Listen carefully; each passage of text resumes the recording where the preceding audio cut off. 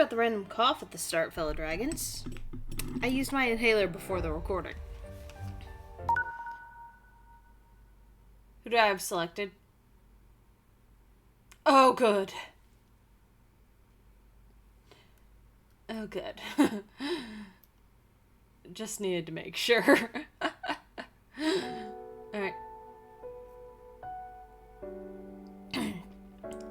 Shit. Fellow dragons, give me a moment. I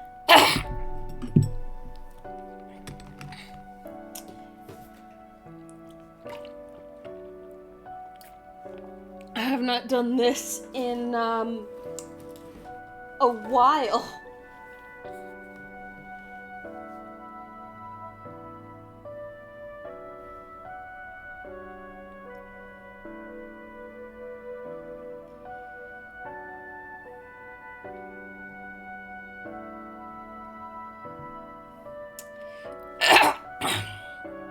I am so sorry.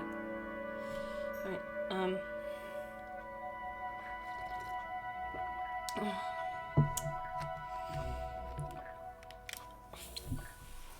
Once upon a time, a tall tower stood silently in the forest. A girl called Rapunzel lived at the very top alone. The door to the tower was securely locked, with none permitted to enter. There was no way to meet Rapunzel but to ascend the tower by climbing her long hair. Rapunzel, Rapunzel, let down your hair. That was the magic phrase, a secret known only to Rapunzel and the witch who'd locked her in the tower. One day, a prince came along, drawn to the tower by the sound of beautiful singing.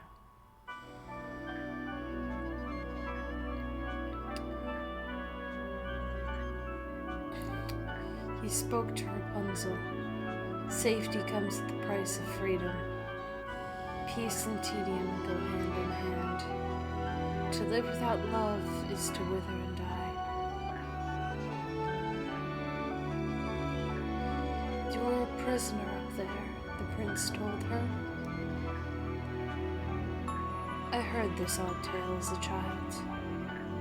Tower, witch, prince. I did not really know what those words meant, but somehow I got the gist. I recounted the story many times to myself, but I always got stuck on the same part. Why did the witch lock Rapunzel up? It bothered me that I'd always get distracted by it before the story's end.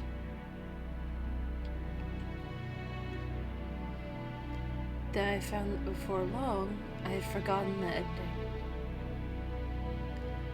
Who did Rapunzel choose, the witch or the prince?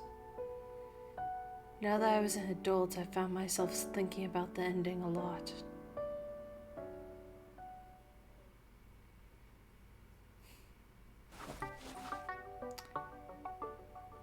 Well, given that Sakuya is talking about the classic version of the story,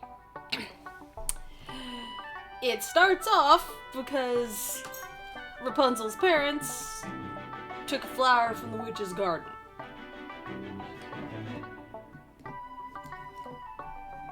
And as payment for the flower,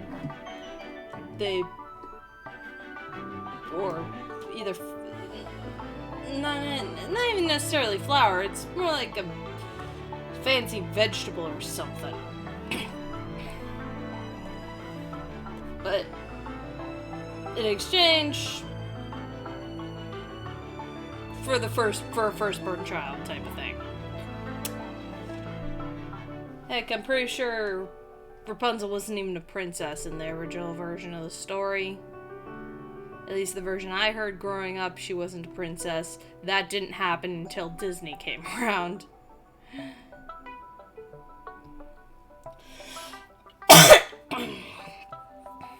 Years later, when I was,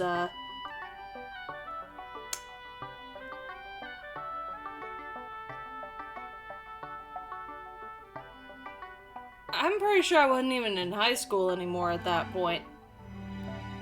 When did Tangled come out, fellow dragons? I don't know. I don't remember. I should not... I'm only 30... Oh, I almost said I'm 32. I'm 33 now, though. I'm only 33, fellow dragons. I'm only 33, fellow dragons. I should not be going senile yet.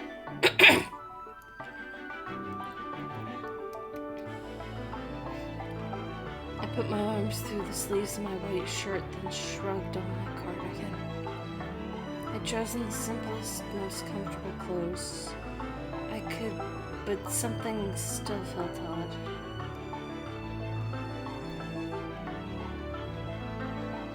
I longed for the looseness of a kimono, so I'd inadvertently turned to casual clothes.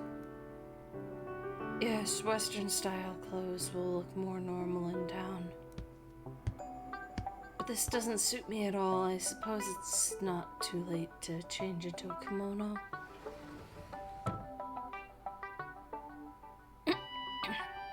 Oh right, I turned off all the voices. Except for randos. Sakuya, are you ready? Good morning, Mikoto. I'm not used to seeing you in Western clothing. I thought you were someone else for a moment. They suit you. I'm quite envious. You are one to talk. Why the sharp glare? She simply stared at me and said nothing. I did not want to kick the hornet's nest, as they say, so I said nothing as well.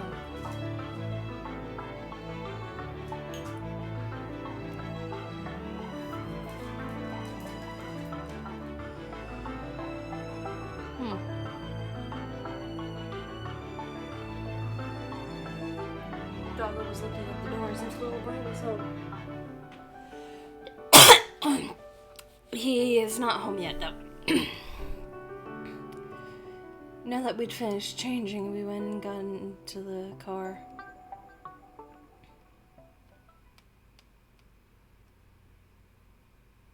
Kuruma da! 珍しいもんが通るな。You know what? I left the dialogue for the townspeople on. I'm not gonna read for them. あれはお公家様の公用車よ。 Actually, no. I will rewind that. ああ、 Shit, なるほどな。 nope, wrong thing. Because I realized people might be watching this to try to fall asleep or something.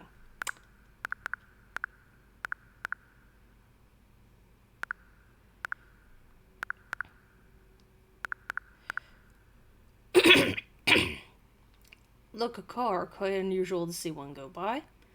It's an official vehicle for the court nobility. Oh, I see. The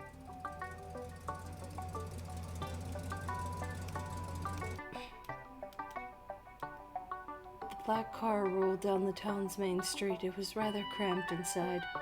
If I tried to stretch my legs even a little, they would bump into Mikoto, who sat opposite me. I carefully avoided her legs and made myself more comfortable.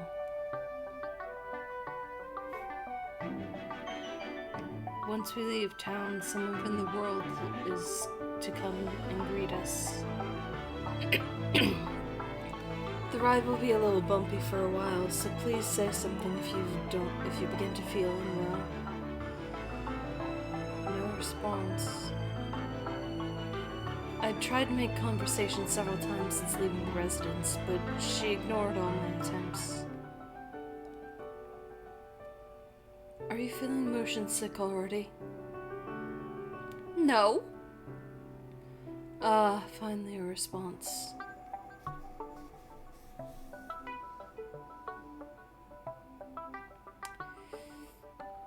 We haven't spoken like this for a while. How have you been? I knew it. She's feeling motion sick, at least I think. Do you need some medicine? You can't take powdered medicine, right? I have some tablets with me. I already told you I'm not sick. Drop it, would you? You were the one who isn't responding to me.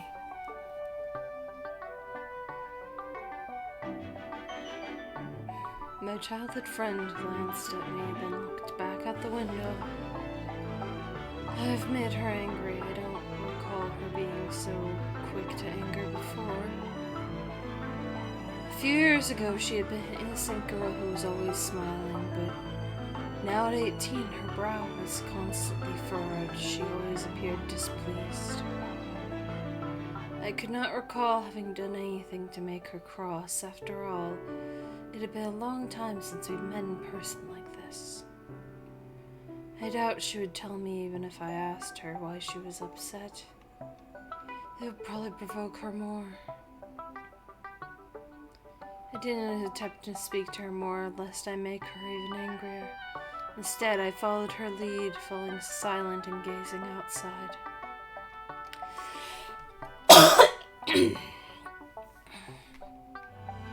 I haven't gone into town for a while, and I may not actually return after this. Thinking about it that way made the vaguely familiar town feel desolate. Perhaps Mikoto was feeling the same sort of emotion. To disturb such a sentimental moment with idle chatter would be the height of rudeness. I'm actually feeling excited, which isn't like me. Perhaps it's because we'll be together again. The summons from the world had come 2 weeks prior.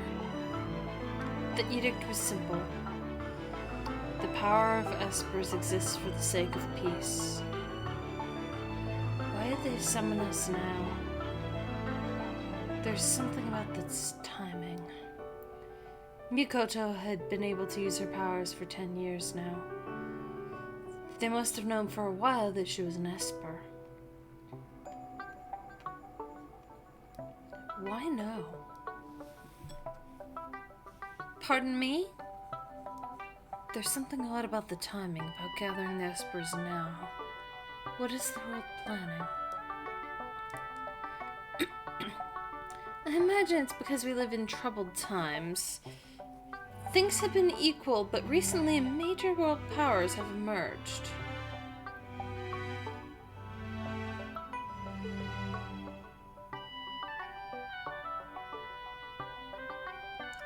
It is as father said, if an island country in the Far East gathers power, those in charge will not abide by it. Yeah, that island country, I'm assuming you're talking about the island, or what used to be Japan? Since y'all have this whole new Pangea shit going on.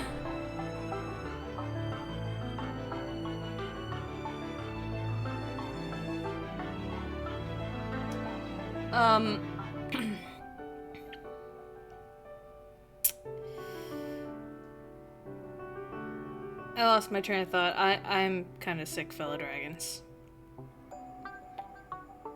All the time. Because cleaning myself with a damp washcloth is not working.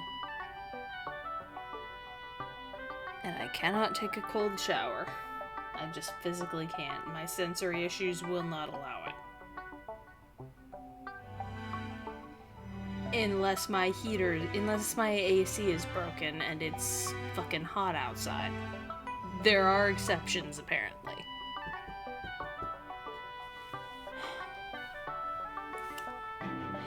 I need to replace my water heater, but I need to fix my car first. Okay, we're not going off on that tangent.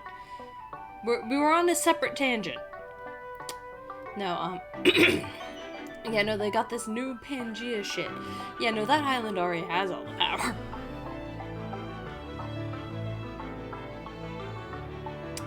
You're not afraid of what lies ahead? Not really. Where I am will not change what I do. I can only agree. it would not change. That was just how her power was. Then finally her gaze turned back to me. The more important question is, why did they summon you as well?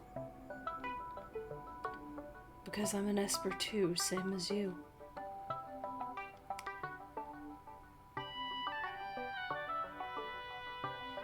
I am well aware. I mean, what I meant was, how does the world know you are?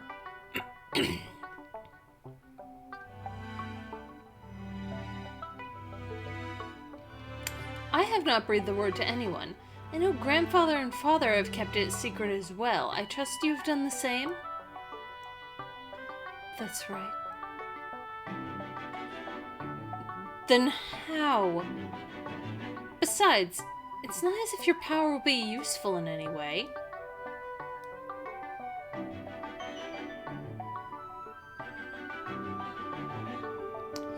Is that what you're so angry about? Me being summoned too?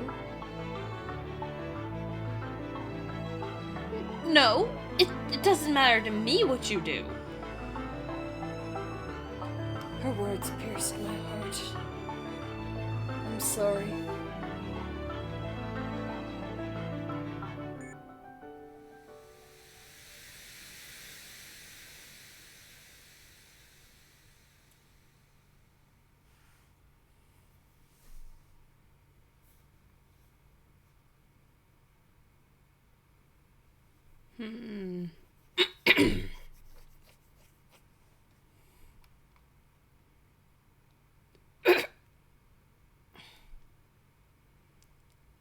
My vision suddenly warped and I clutched my head in my hands. I saw something, just for a second. Sakuya! Mikoto half rose from her seat. I wanted to tell her it was dangerous to stand while the car was moving, but the only sound I made was a groan. Mikoto sat down beside me, wrapping her arm around my shoulders. What is it? Are you alright, Sakuya? She shrieked and looked on the verge of tears. I didn't want to make her cry. Thinking that helped my nausea to subside. No, don't worry. Just a touch of motion sickness, I think. Oh! Are you serious? It seems you need to take care of yourself before worrying about others. You're right, I apologize. Mikoto returned to her seat and breathed a little sigh under her breath. Just now, was that the future? I'm positive what I saw was not from this world. If it was the future, then it must be unbelievably far ahead. Not 5 years hence or 10, but many years beyond, perhaps a different world entirely, somewhere completely unconnected to us. Yeah, Sakuya, about that. Bad news, buddy. I cannot waste time thinking about the future right now. I had caused her undue concern, so I pasted on a bright smile, hoping to lift the mood in the car. Your hair has gotten longer. Yes, I've been growing it out. Oh my gosh, this banter is boring. Now that the important shit is done, this banter is boring. Guys, skip ahead to when you guys were on the ship and ran into Masamune and Kakeru. That's where we left off last time. Why did you jump backwards, timeline-wise? Did your father say anything? No, what does he care? How long do you plan to grow it? To the ground, perhaps?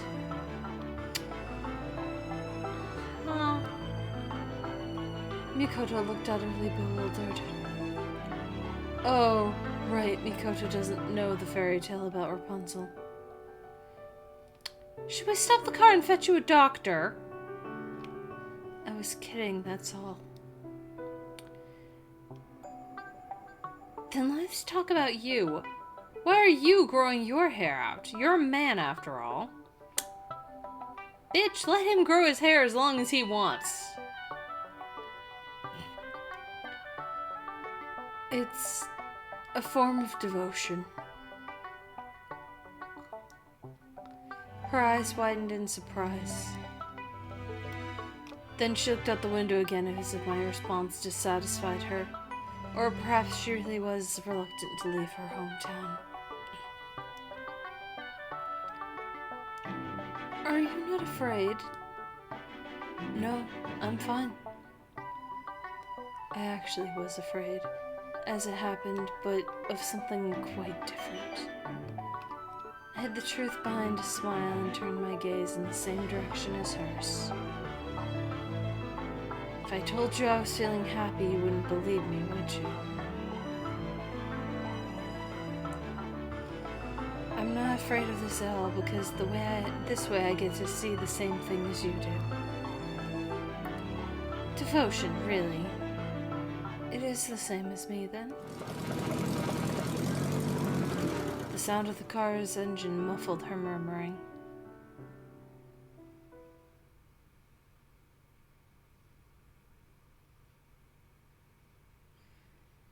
Then soon after, the two of us boarded the world's ship. There were 2 espers already on board, Kakeru Yuiga and Masamune Toya, plus some adorable Hyogos. Our new lives got off to a rocky start.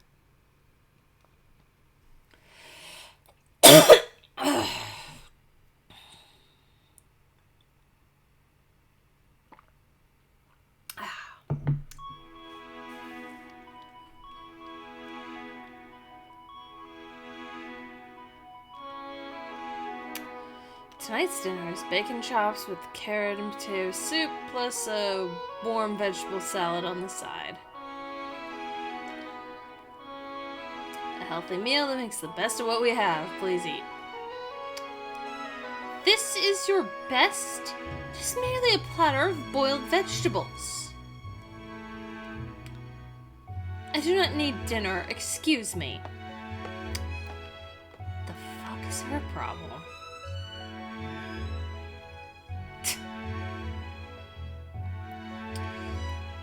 So, is your childhood friend shy?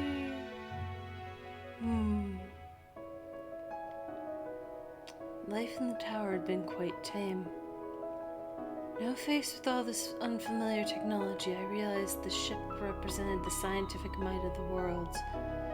I was admittedly taken aback. But I had been able to acclimate with Kakeru and Masamune's help. In contrast, Mikoto's attitude was growing worse by the day. She barely ate, and I had no clue what she spent the days doing. She had her wild moments, but I do not remember her having ever acted like this. Something must be wrong. This isn't how she used to be. Then again, how many years had passed? People change. That was a given.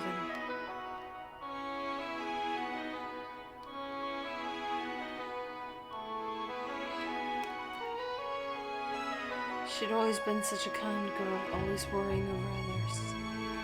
And when she smiled, it was so dazzling you practically had to squint.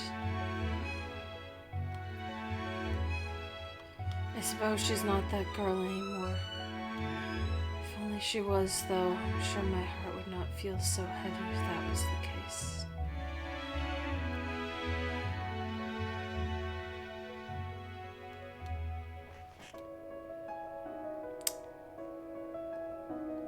I must apologize for her rudeness. No need to apologize. You two have been friends since you were kids, right? You have my sympathies being stuck with her all this time. Well, we've been estranged for some years now. Silver lining, eh? Kakeru, you best take that back. Kakeru didn't see eye to eye with Mikoto.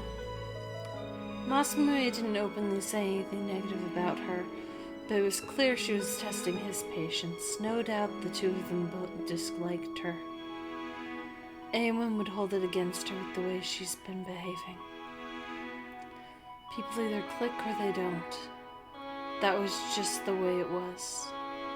But even so, I could not simply sit back and allow this to continue. It was unacceptable to cause such strife when living with others.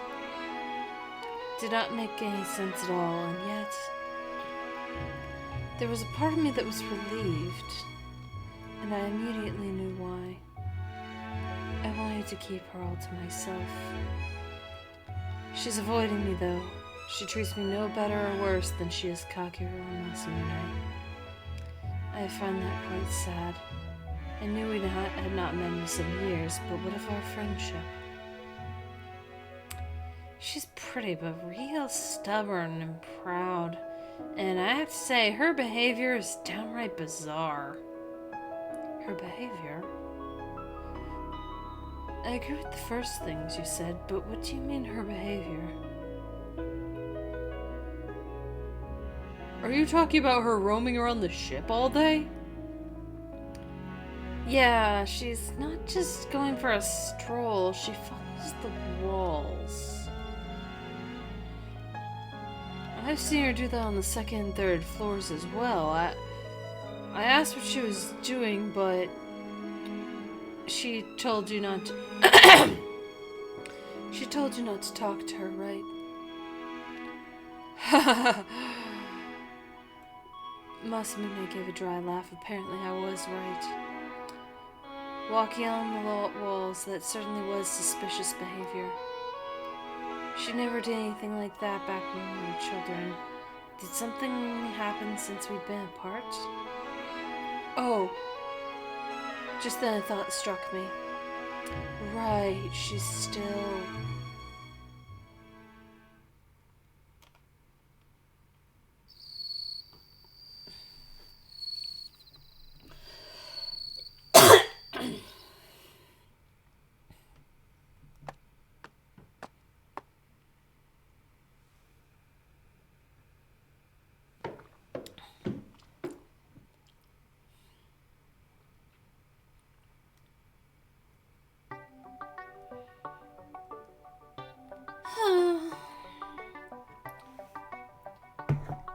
Shit. Hold on.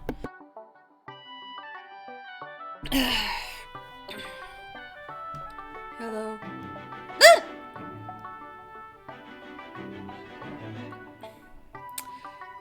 Why are you so startled? You wound me. Do not sneak up behind me without saying anything! Alright, I'm sorry. What are you doing out this late? I do not believe it is any of your business. Leave me be. Perhaps I can guess. You're trying to set up a barrier, aren't you? Oh. She was at a loss for words. Well, at least she was easy to read. Perhaps she was simply an honest person. You've been spending your afternoons roaming the ship, sticking close to the walls, right? That is a kind of ritual for putting up a barrier, is it not? Nothing so elaborate as a ritual. I'm simply measuring the size of the ship. She seems to know she cannot bluff her way out of this. A barrier. She had the power to protect a target object from any number of things. And she had been able to shield a great many things while also sharpening her physical and mental strength. Is there really a need to create a barrier for such a vast ship? It looks like it could withstand anything, save extreme weather or something like that. There's already a barrier on this ship. And you didn't create it? No, someone else did. Probably a long time ago. There are cracks in it here and there, especially up on the ceiling. Mikoto pointed above us.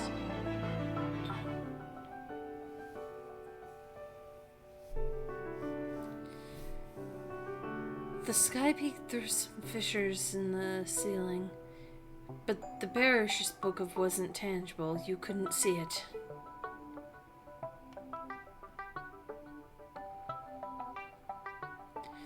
Are you saying that because the barrier is cracked, the ceiling is fracturing too? I cannot say for certain that that is the cause, but there is a strong possibility. I do not know who did this, but the fact that a barrier has been drawn is proof that the ship requires protection. That is very true.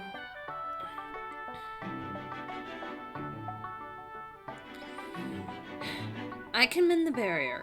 It will take no time at all.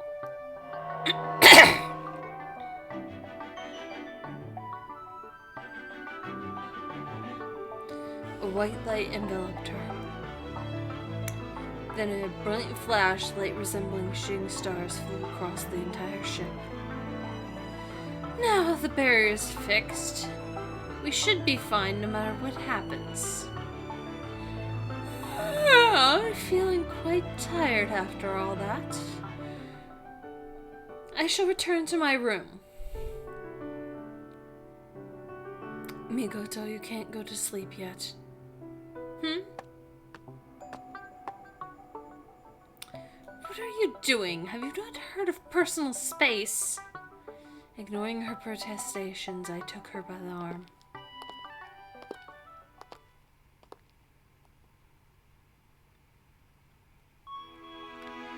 What is the meaning of this?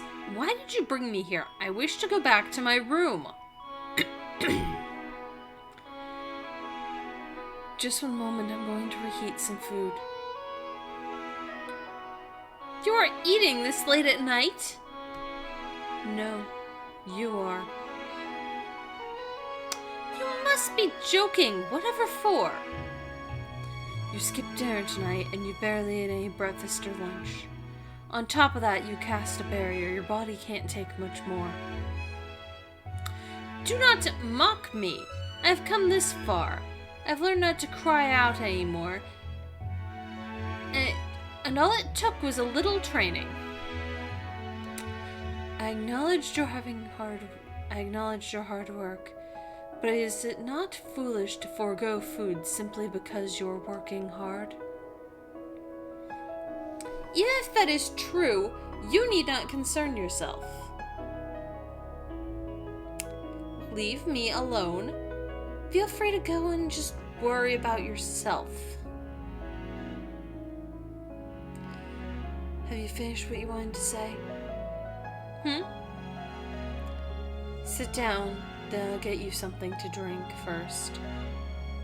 Would you like something hot or cold? Are you even listening to me? I told you I am going straight to bed and... Mikoto? Are you listening to me? I told you that eating is non-negotiable.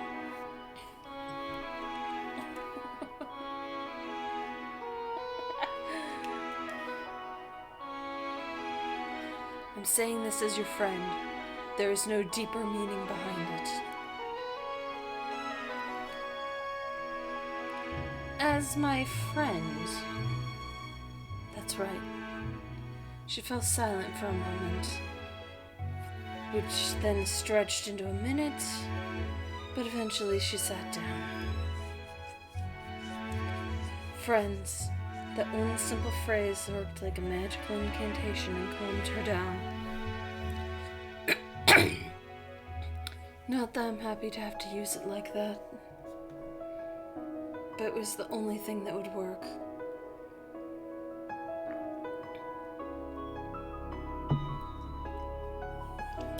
Just put some of the side dishes on my plate then. You need to eat some rice as well. It's not good to eat carbs so late at night.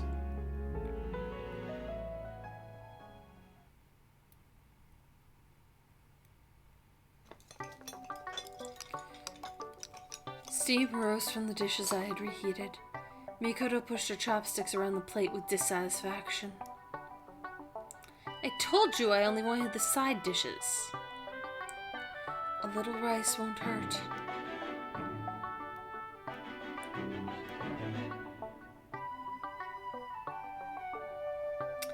Maybe it is okay for you, but not me. Oh look, I'm already full. Nice try, go on, eat all of it.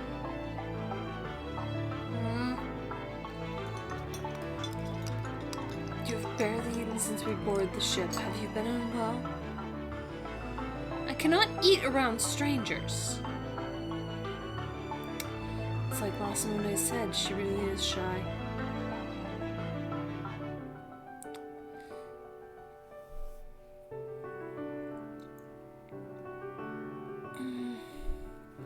You weren't like that when you were a child, right? You had no problem going up to strangers and talking to them then. Do not make me sound like some salesperson. Remember that time I almost got captured when we were children? How could I forget?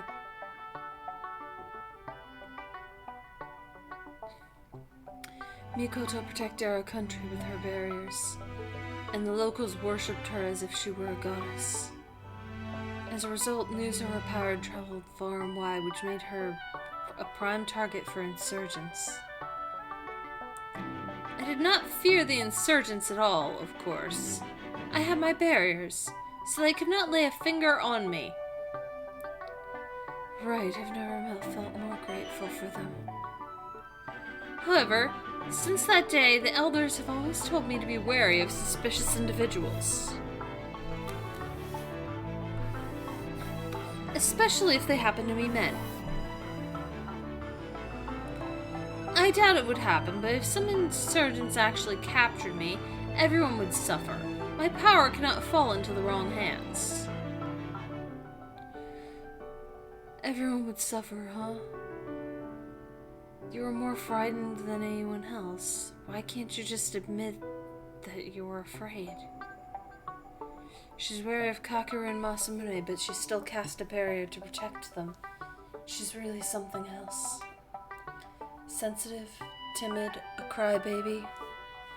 Scared, suffering, in pain. Yet she tamps it all down and pretends she's fine. Would you call that strength or folly? I'd certainly call it folly.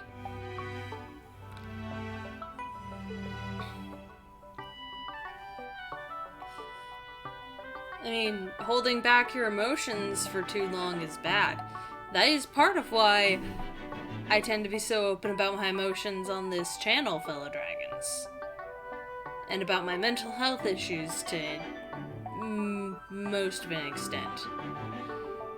Partially because, and the reason I'm so open about my mental health issues is actually both for myself, because holding back isn't gonna do me any good, but also to let anyone else that might see this know that they are not alone.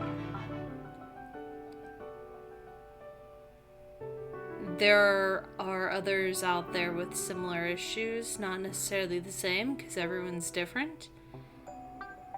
And there are people out there that can help as well. And holding back doesn't help. So, like, I'm so open about my mental health issues because I want to normalize talking about this shit. So that it's okay, so that we can get the stigma around this shit gone, so that it's okay. And people don't have to feel uncomfortable seeking help just because of some archaic societal norm that should have never been. That came from a lack of understanding when we know more now.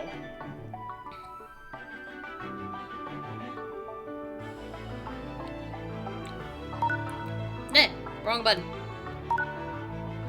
Eh, wrong button. As for me,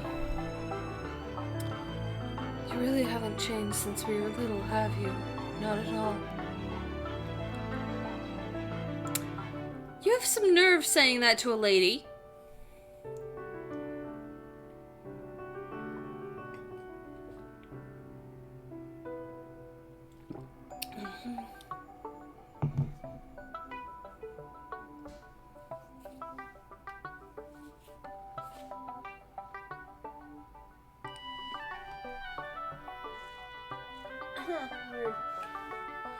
Okay. A lady does not treat everyone around her like an insurgent. But it'll be fine. Neither Kakeru nor Masamune will do anything to you. Listen to how you speak of them. You all have gotten quite friendly.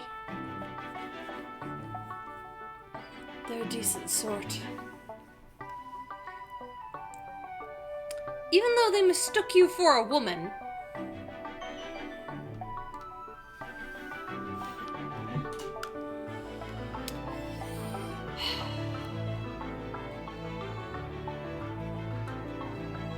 Sorry, gotta clean my glasses. I got my tea that I've been drinking splashed onto them. Now I'm gonna take a sip of water. Alright. Here we go. Stay hydrated, fellow dragons. Indeed, when we first met, they handed me a uniform with a skirt. I thought about abandoning the ship right then and there.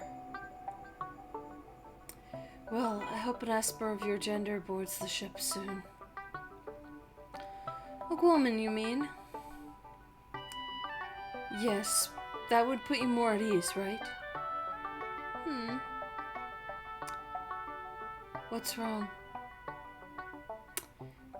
It will not make a difference who comes on board. She looked down as she spoke. I've never had any female friends before. I cannot imagine it would go well.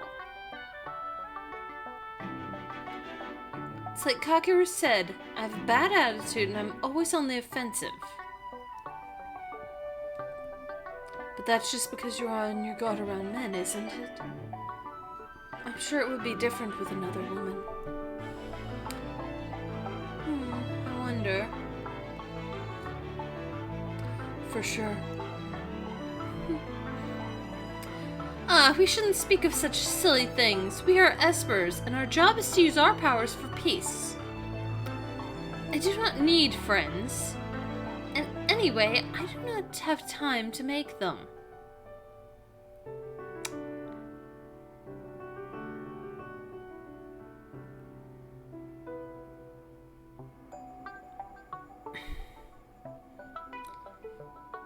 From what Masamune said, our journey will last for quite a while. I am eating! Do not distract me with such idle chatter!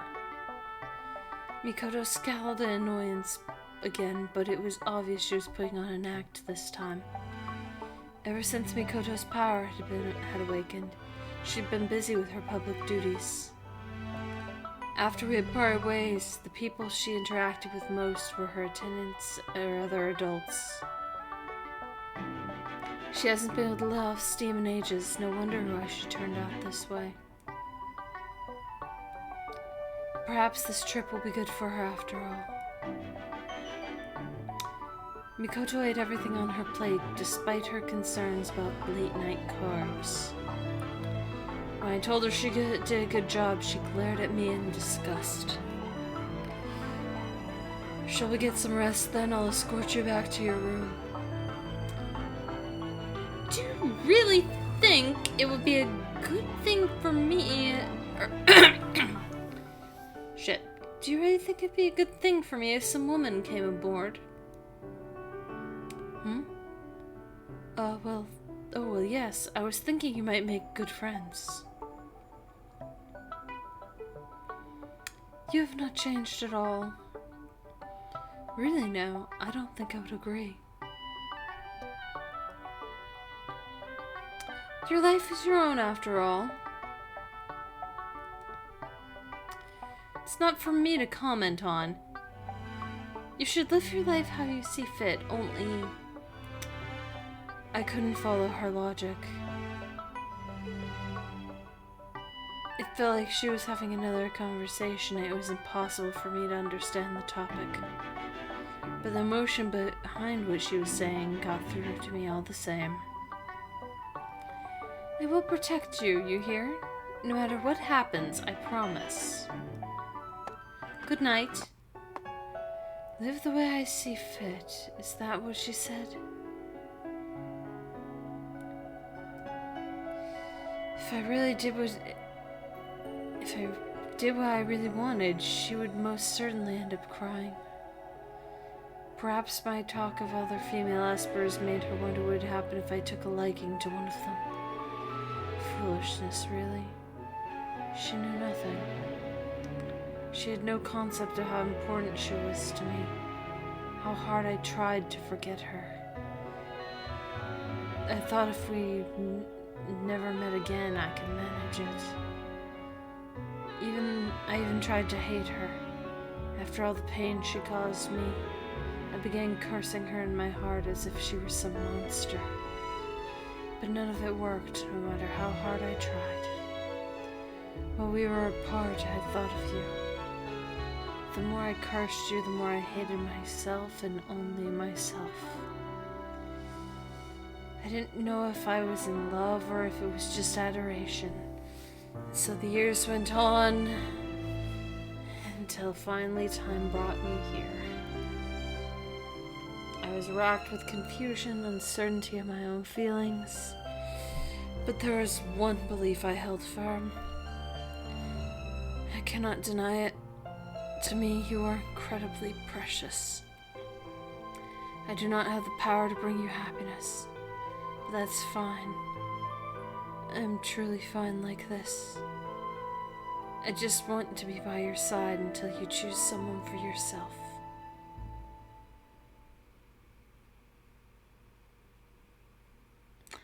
And then get mad at the two options she has to pick from.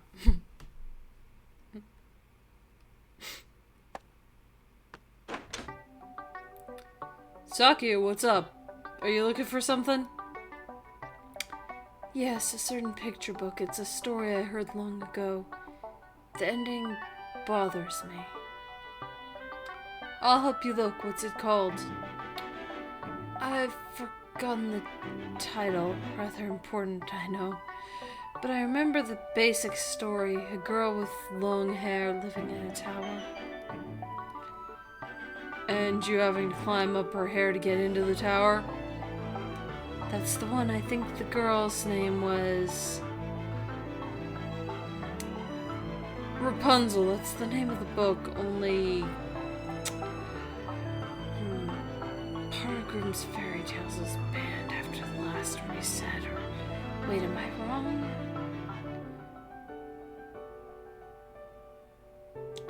Masamune, what did you just say? No, oh, nothing. So you're looking for Rapunzel, now where could it be? I remember the prince comes to Rapunzel's tower, but I've forgotten everything after that. You don't remember the rest? Kind of forgetting the key part, aren't you? Yes, the witch always distracted me. Why did she lock Rapunzel in the tower in the first place? You know, I never thought about that. The witch was always the baddie. She probably just wanted to see Rapunzel suffer.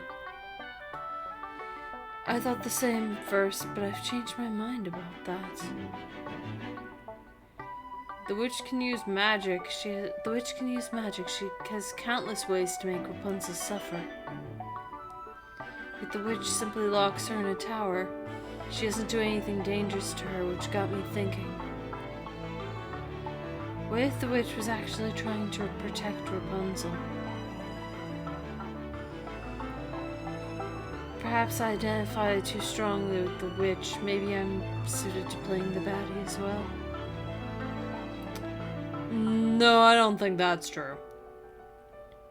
Say, Masamune, you remember, don't you, the way the story ends? Would you mind enlightening me? What? What's going on? An earthquake? No, it couldn't be. We're flying after all. It's a bombing. Bombing? Where's my back scratcher? Itchy! Itchy! Itchy! No! There it is. It fell on the floor. No! Huh. Weird. Little bro must have had a long day at work. 'Cause he was, gone before I woke up. But it's, like, late in the afternoon now. Like, late enough that it's like kind of almost time for the last break of the day at my work. Almost.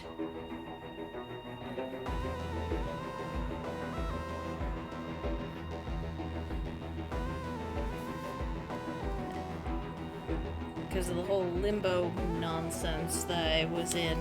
In fact, I think I may have still been in limbo when recording the Natsuhiko route. Since this is getting uploaded before that and Senri. I don't remember. It's been long enough that my brain is goo. I wasn't accustomed to hearing that word. I was about to ask for clarification when the library door burst open.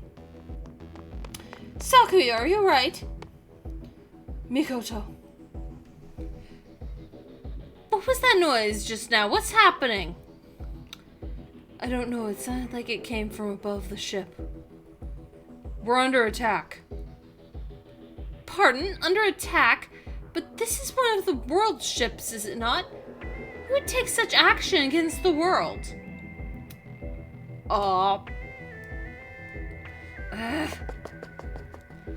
Mikoto, where are you going?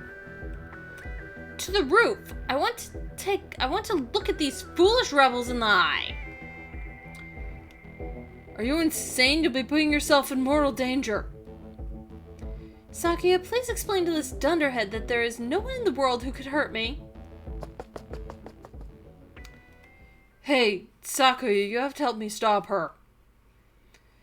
It's alright, Masamune. She has her barriers. What do you mean, her barriers?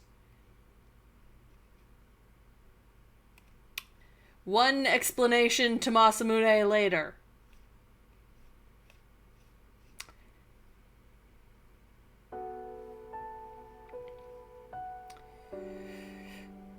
All that time I'd been thinking about the witch, I'd also been thinking about Makoto. About how I could protect her. I would do anything for her short of sacrificing my own life. But for all my thinking, I never found an answer. I passed many a wasted night in thought. Mikoto, remember how you said I hadn't changed at all? You were right. All I've learned is to spout false platitudes. But I never fundamentally changed. I haven't grown at all. How many times am I going to have to watch you walk away?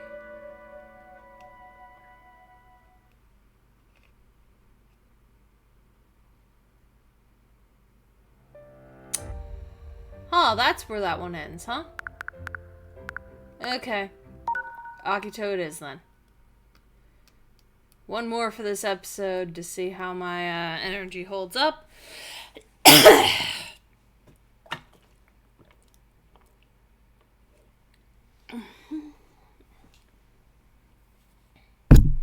Oh, bumped the mic. Oopsie. どうした?早く乗りなさい。What's wrong? Go on board the ship. Shut up, don't touch me. こら!おとなしくしろ! What? Hey, settle down!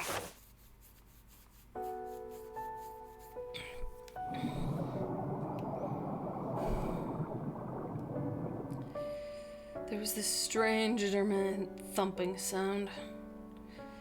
It sounded unsettling, like something was trying to burst out of a body. I've been hearing that noise for 6 years ever since that day. Aw, baby Senri pre-tattoo. Cute.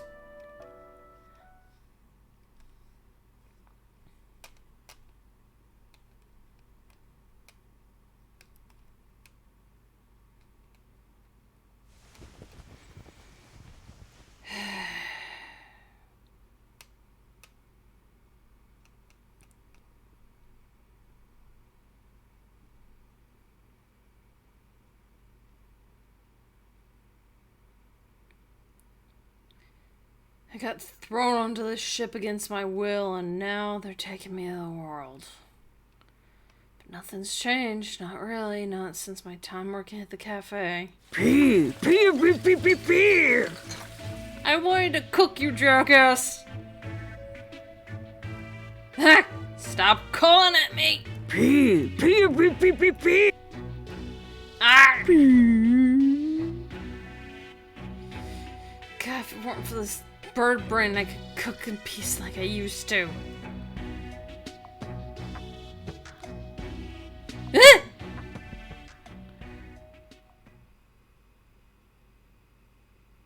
Okay, time to guess who it is. Is it gonna be... I'm assuming it's gonna be one of the guys, just because statistically speaking, it's not gonna be Akito, obviously, he's excluded. So is it gonna be Sakuya, Masamune, or Kakeru? I'm gonna assume Masamune. Okay, that's enough. Oh, good. Because I don't remember. I've only ever played through this once, and that was only to unlock everything else. Thought I told you that you and Akito would take turns making breakfast. You cooked yesterday, so you get today off. You okay? Yeah. The Hyoko didn't mean anything by it. You see, it's made all our breakfasts till you came on board. So it just sort of expects to. Morning, I heard a bunch of cawing. Let me guess, Akito strikes again. Yeah, the Hyoko got a little upset. Why are you scared of these tiny birds? They're so cute and friendly. And they're all really sweet. I ain't afraid of it. It just startled me is all. They scared the pants off you on your first day. You could barely stand up without help. Shut up, I'm trying to make breakfast, so get out of my way.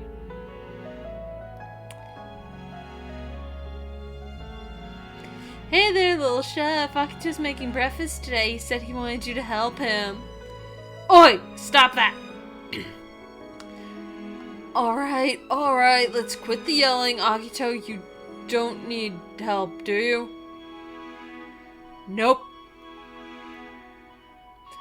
Understood. Still, I can't just let you do this work all the time. Yeah, there will be 9 of us eventually. One big happy family. 9? So there'll be more people coming aboard? Apparently. Hey, Masamune, since we're up so early, why don't we talk about what we're going to do next? Sounds good. Akito, I'll leave breakfast to you. 9 people.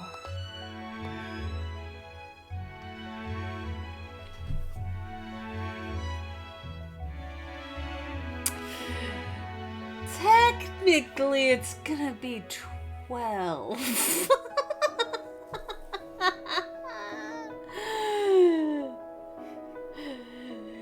10 if you exclude non-espers.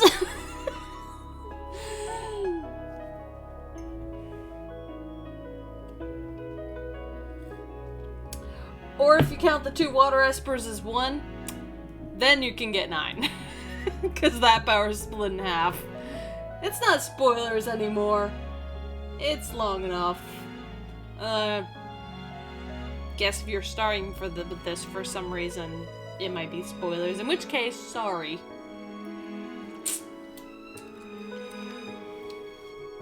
Give me a moment, fellow dragons.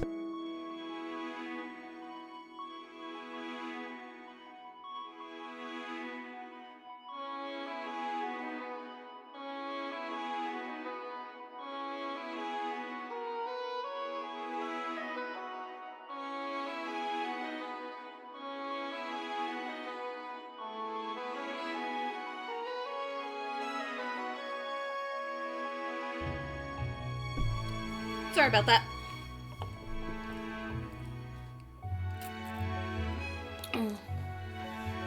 I had a lemon in my tea, and I wanted to eat the lemon. So I did. But I figured you wouldn't want to hear that shit. Good morning, Akito. Let me help you set the table. Sure.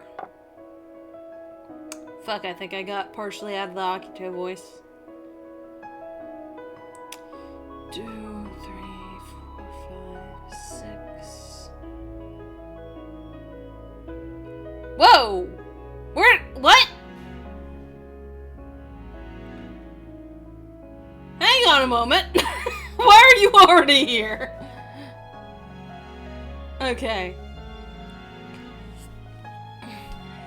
Okay, so they've got Nanami already on the ship.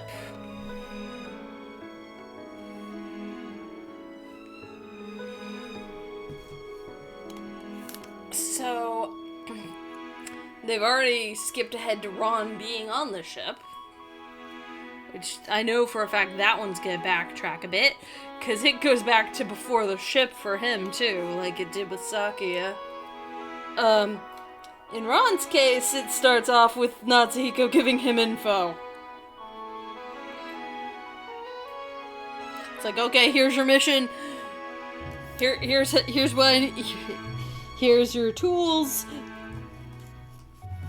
Don't fuck up.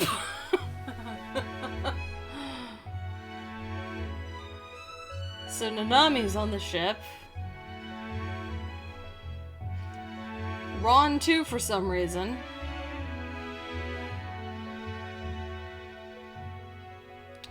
Kakeru and Masamune were the first two, then... So I guess that means there's 7 at this point. 7 people.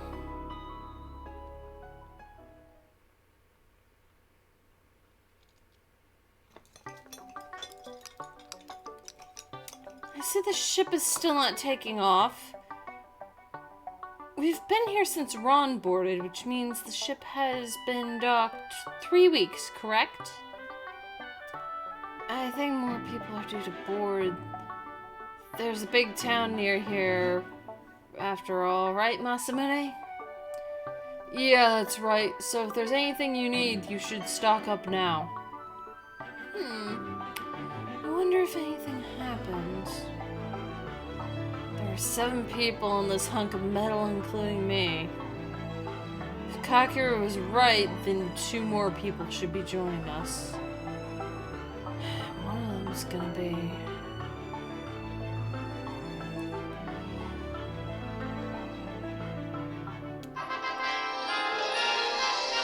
That's webtoon, it doesn't matter. Akito, I must ask you not to scowl like that while we're eating. Okay, William, my face has got nothing to do with you. That is where you're wrong. She gets sad when you make that face. Huh? The heck's he on about? She's got the same blank expression she always has. Sad? Please. He knows nothing about that woman. She took it, my most precious... Ah!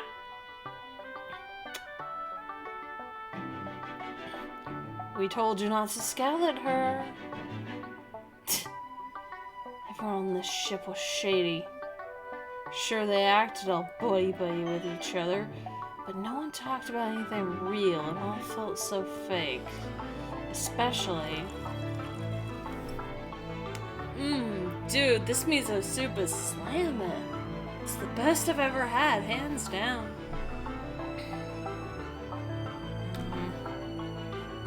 What, you don't believe me? No. Never mind, look, if you're gonna go into town, buy some meat. Certainly, what kind? Beef. No, wait, if there's gonna be more of us, then pork and chicken would be better. Get some pork belly and some chicken thighs or breasts, about 2 pounds each. And make sure you haggle for it since we're buying so much. Don't just pay whatever price they say it is. I'm afraid I don't really understand. Do you want us to buy a full belly's amount of pork and a type of chicken with big breasts and thighs? Huh? What? Was that wrong? Saki is from a noble family. He doesn't know cheap cuts of meat.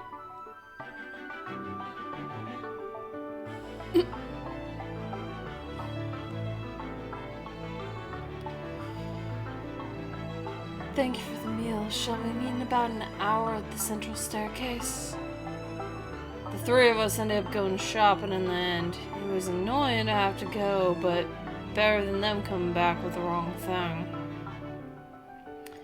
I should buy some other essentials too besides meat. You've got all the kitchen tools we need, so maybe some seasonings? The fuck you looking at? The fuck you looking at? There was a noise. It sounded like pages flipping. I turned in surprise to see something resting on the table. Funny, I thought we had cleared everything off it. What's that, a newspaper?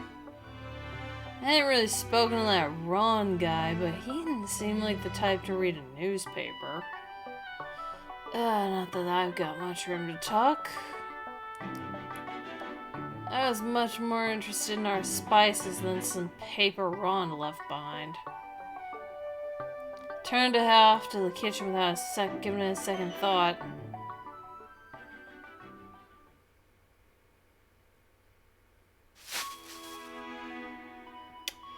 I'm beat. Walking around this huge town's tired me out. How much do we have left to buy? Just the meat and then we're finished. Ah, there's a butcher shop. Oh wait, there are 2 of them actually. Which should we go in? They ain't any different. Akito. Oh, this is the thing that's happening. 何言ってんだ。こっちは利益度外視の値段でやってんだよ。この上値下げなんかできるか。Are you out of your mind? Our prices are already competitive and we barely have any markup. And you expect us to sell for even less? Competitive? Pah! I can tell this meat's quality just from one look. Sure, it's fresh, but it's far too fatty. そりゃ質はそこそこのもんだが、運送料とかがだな。Well, quality aside, there are also transportation costs to consider. Don't give me that. You got it from the farm right over that way. The address is on that cardboard box. It's streets away. Just because we're not from around here, you think you can gouge us, huh? You've got some nerve, pal. Go!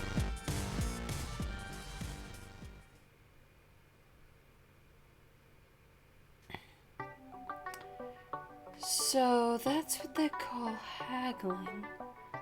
It seems much more like extortion to me. I wouldn't go by what Akito does. I'm just glad no one called the cops. And if the cops showed up, the butcher'd be the one in trouble. Selling cheap meat at those prices? They're crooks. Well, I guess there's not much point in calling the police these days anyway. Oh wait, no, that was, shit, I read that as Sakuya, but it was on Kakeru. Let's rewind that. Well, I guess there's not much point in calling the police these days anyway. Oh? Yeah, the prices were fine in my opinion. Probably the same price you get everywhere else. If that's the case, why did you get so worked up, Akito? Excuse me? He's selling low-quality meat for way too much. Of course I'm gonna get worked up. But it's the same price others are selling it for, right? In that case, wouldn't you say Kakeru is right and the price is fair? A rich, pampered fool like you can't be trusted to go shopping. You don't know nothing.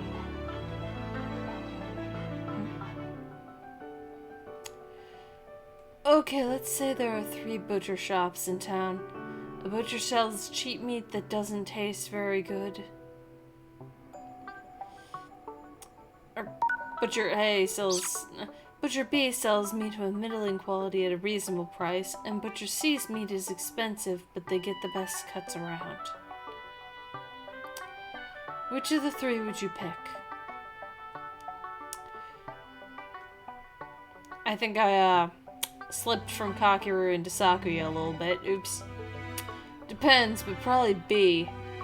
Good tasting food ain't just about ingredients, it's also down to the chef's skill. I'd be fine with eating whatever you make, Akito. I've also come to appreciate your skill in the kitchen.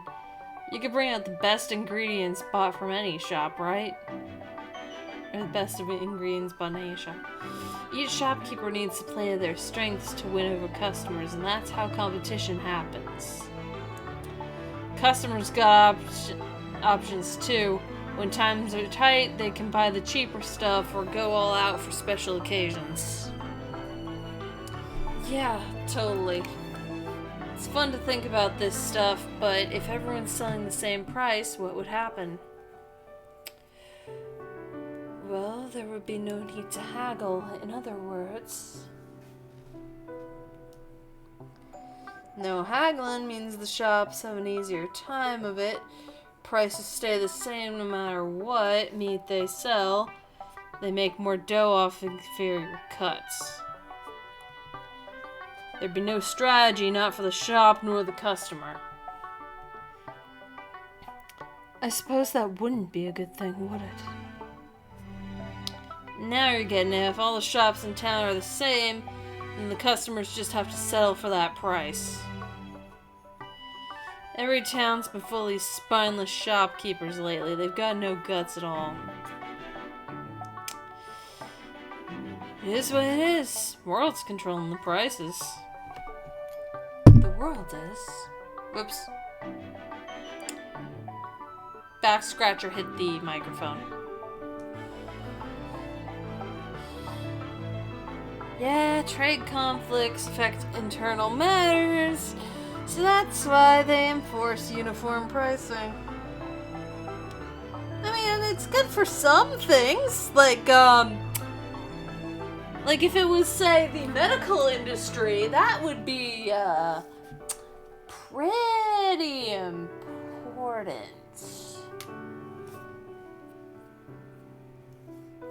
It's kind of important to have some relatively uniform prices across that. Otherwise, a hospital can charge insane amounts of dollars for a procedure that shouldn't cost more than, like,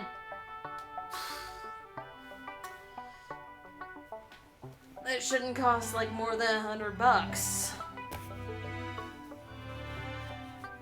Or, like, tens of thousands of dollars for a procedure that should only cost like maybe $1,000. Even worse, charging different prices depending on whether it's an individual person or if that person has insurance, or having a set price for what they charge so that insurance can haggle them down. Yeah, this is bullshit.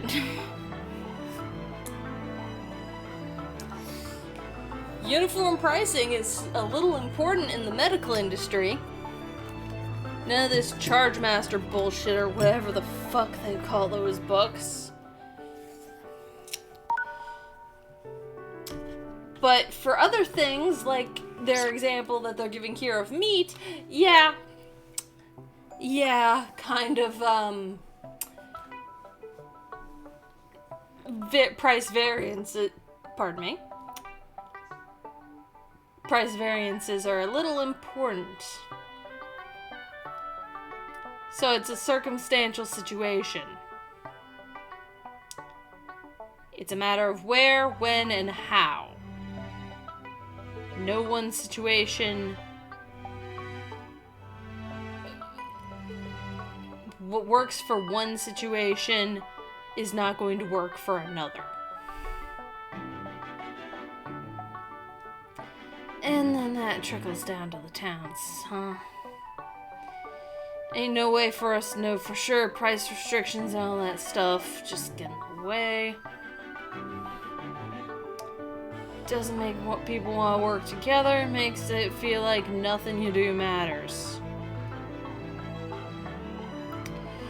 What's wrong with a little healthy competition? Sure, you can get stuff without a fight. But ain't normal. Too much peace keeps the mind weak and soft. I agree, but it'd be better if we keep this discussion between us. お前ら、さっきから何を偉そうなこと言ってんだ。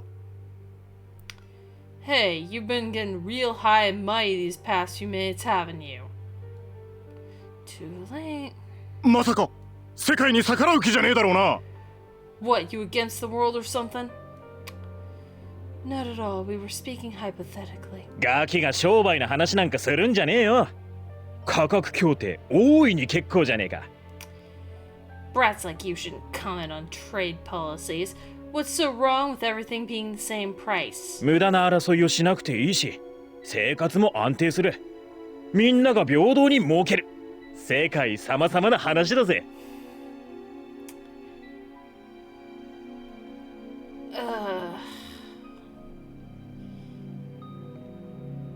So, something that I've realized here,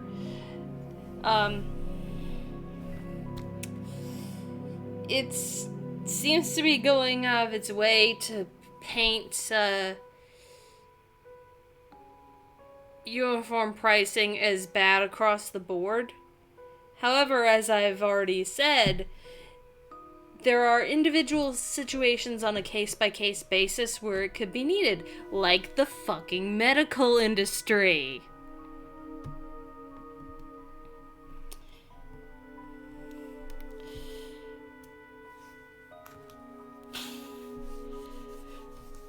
But there are other situations where it would not work and it'd be bad for everyone and make it harder on people at the very bottom. This is trying to make it seem entirely like this is only showing things one-sided, but the fact is any solution that can any solution that is purely based in capitalism or purely based in only socialism will not work. A balanced combination is required. A proper balance of regulation and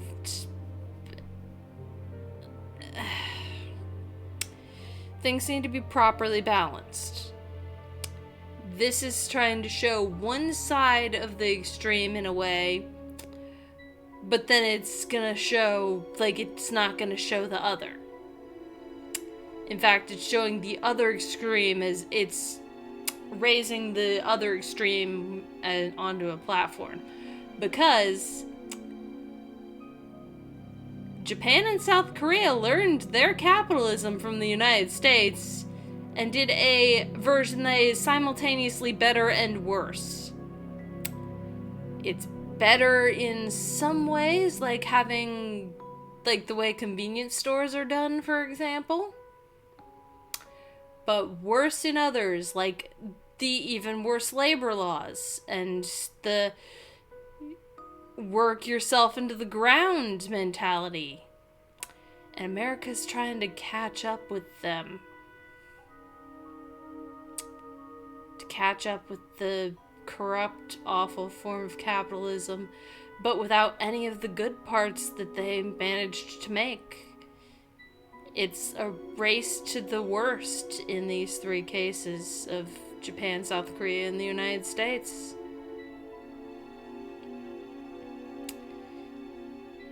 Capitalism cannot exist alone without becoming dangerously corrupt. An additional system needs to exist alongside, intertwined with it, or it fails. Everything is a balance. And everything that's going on in this situation right here is trying to show one extreme as bad and the other as good. Neither extreme. Middle ground. Middle ground. Nope. Find the correct balance. It's a balance. You find the correct one. You don't go from one extreme to the other and use the other extreme as your solution like this is trying to show. Because, yeah, in this specific situation that they were just talking about, it was meat. And what price fixing, bad for meat costs. Like, you need competition to make competition is necessary. However, if you go too far in the capitalistic extreme, competition disappears entirely as well, because you've got all these companies that are owned, all these smaller companies that act like they're competing with each other, when in reality they're all owned by like 3 or 4 much larger companies that are not competing with each other.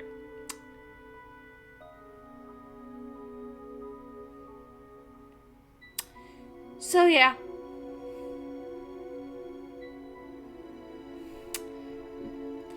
That's it's a mess. So you go too far to one extreme, you lose competition anyway.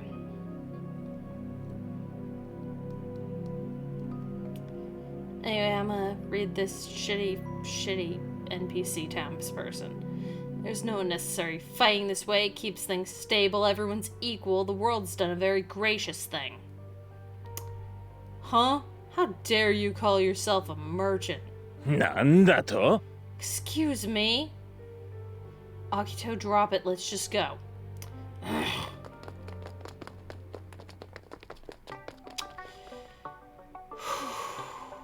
We should be safe here. Can you please stop starting fights in town? Oh, can it? They're the ones who are wrong, just blindly following whatever the world dictates. Akito, you're from the countryside, right?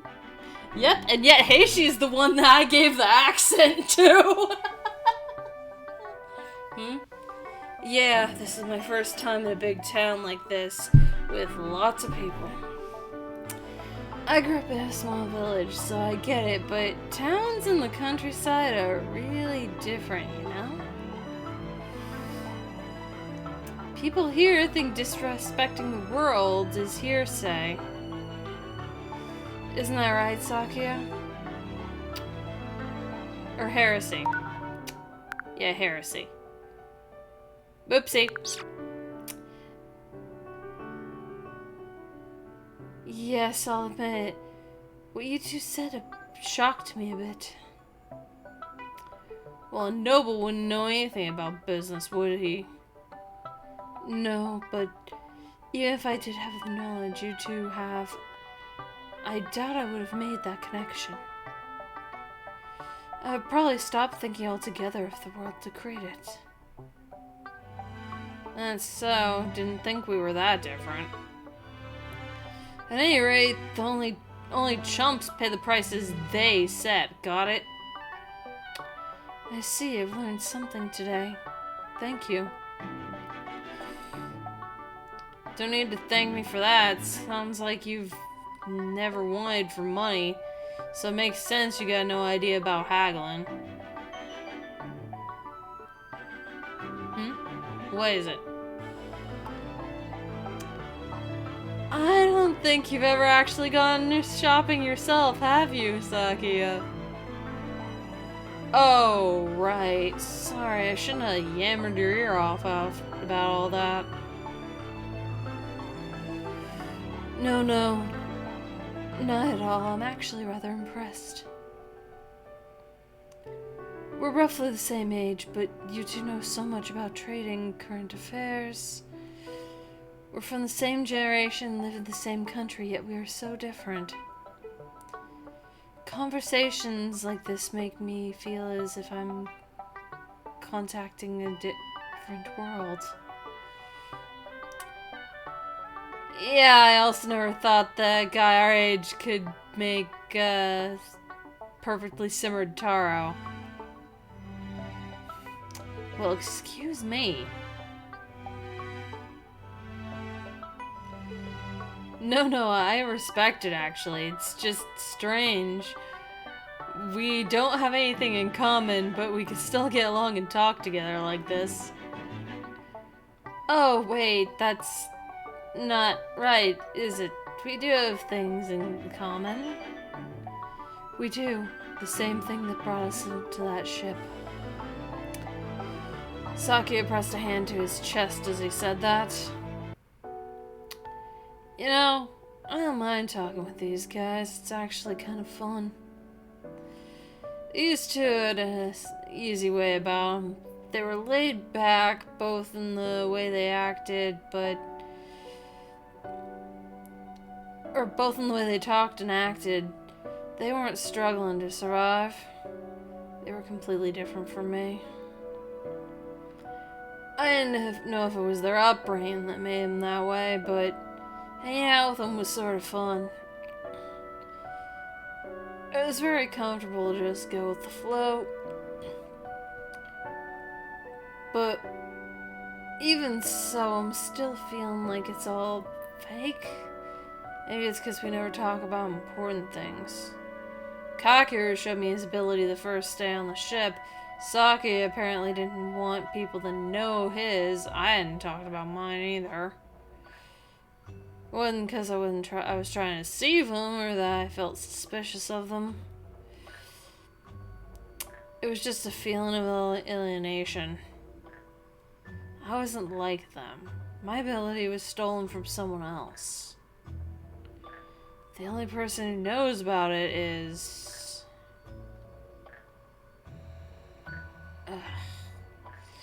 It hurts that she's the only one who knows about me. Akito? What? You hate birds, yet you can still make chicken dishes, isn't that right? What are you talking about? I couldn't cook if I avoided everything and do with birds. Besides, I got no problem when they're dead. I see. I just gotta muscle through it is all.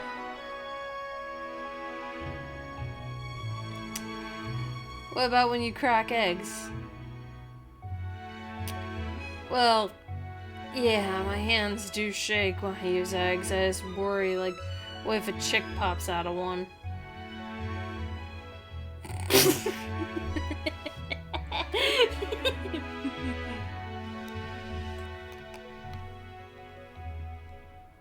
Huh. We shouldn't laugh. Everyone has their phobias after all. You are laughing, you... Shit. You are laughing, you little jerk. Knock it off. My stomach hurts. But hey, why are you so afraid of birds anyway? I'm not telling you, just laugh again. What? So it gets even funnier. This I gotta hear. No, it doesn't. If you two suffered like I have, you hate birds too. You realize that just makes us want to know even more? For real? For real, you better tell us or we won't let you return to the ship. Well, I guess it ain't a big deal if they know. Okay, back when I was a kid, I lived near this mountain. And I had an incident with a peacock there.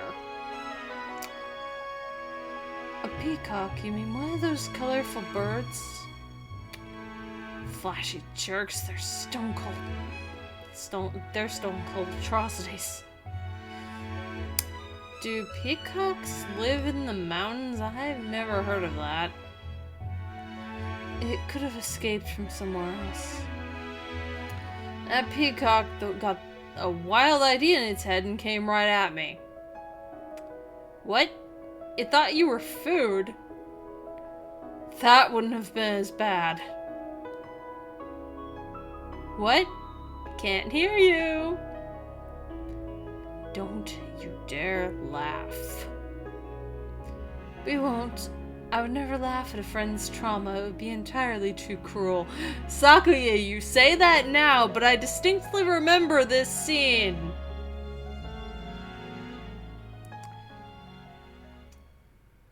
It mistook me for a lady peacock. Come again? I said it thought I was a lady peacock and made a pass at me.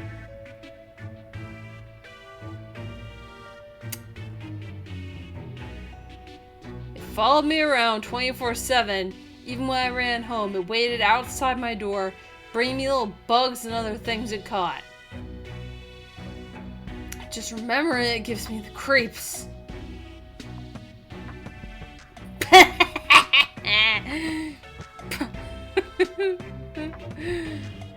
I told you not to laugh.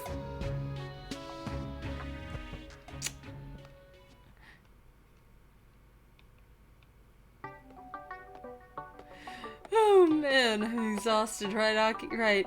Akito, what's for dinner tonight?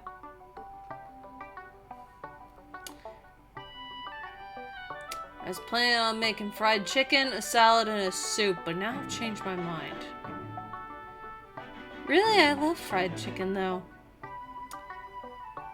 If I cook chicken today, I know you two chuckleheads will find a way to make me miserable.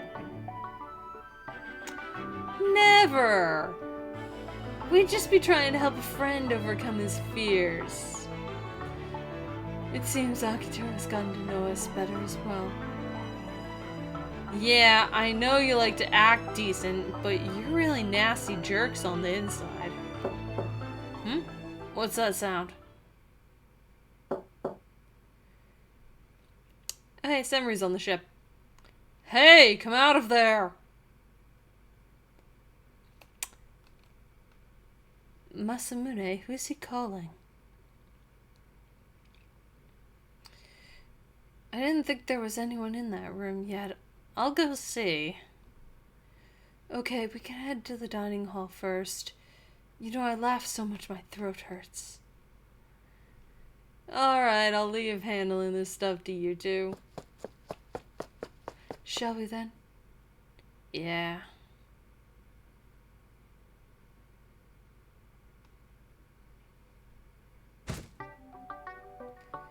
Would you like some tea as well, Akito?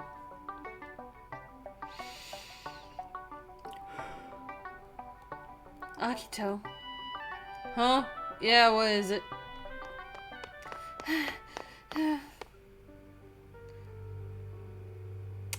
What's wrong? Why are you out of breath? She opened her mouth a couple times, but she didn't say anything. I couldn't believe this cold-blooded woman could get so panicked. She must have been trying to trick me. I couldn't trust her an inch. But even as I told myself this, an old memory began to play in the back of my mind. She'd stolen something important from me. Then she brought me a horse along to help me escape.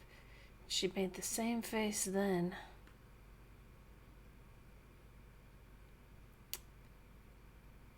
He's here.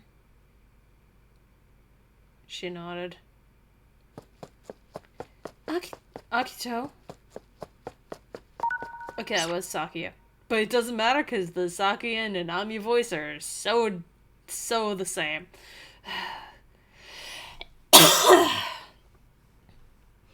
No, let go of me. Just calm down. You're not in any danger, okay?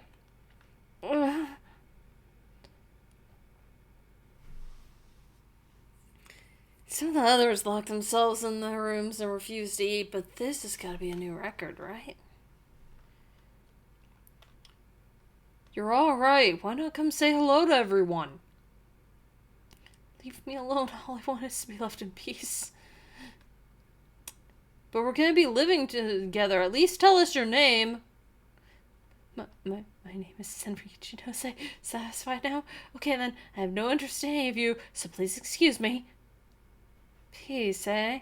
Hate to break it to you, but this ship's already been attacked twice. Hey, don't bring that up now. Attacked? What do you mean? The ship belongs to the world. You know what? I think I'll just get off. Let me go back home. I don't like it there, but it's gotta be better than this place. Hey, get back here! Oh. Senri. I wanted to call out his name, but no sound came out. It's been 6 years, so he's 16?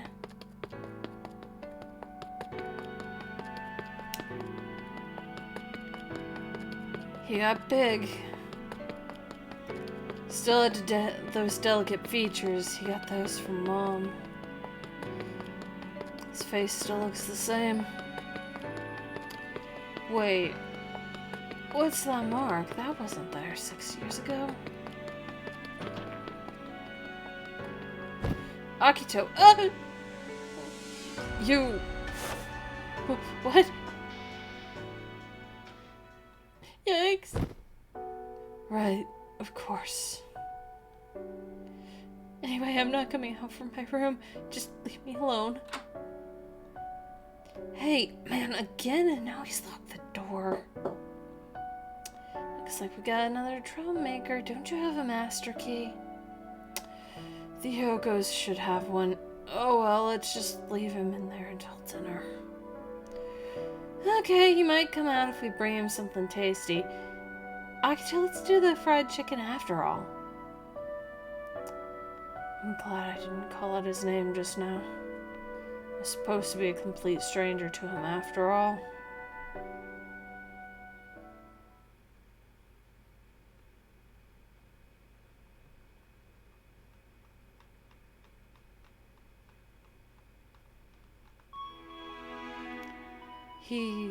Senri, was it? Doesn't look like he's coming out yet. I hope he's alright. Humans could go 2 or 3 days without food. We just burn our fat stores. Your childhood friend proved that, didn't she? Are you implying that I'm fat? I'm going back to my room for now. You coming, Nanami? You go ahead. I want to get a drink. Oh, alright. Well, do not listen to anything this wicked man says.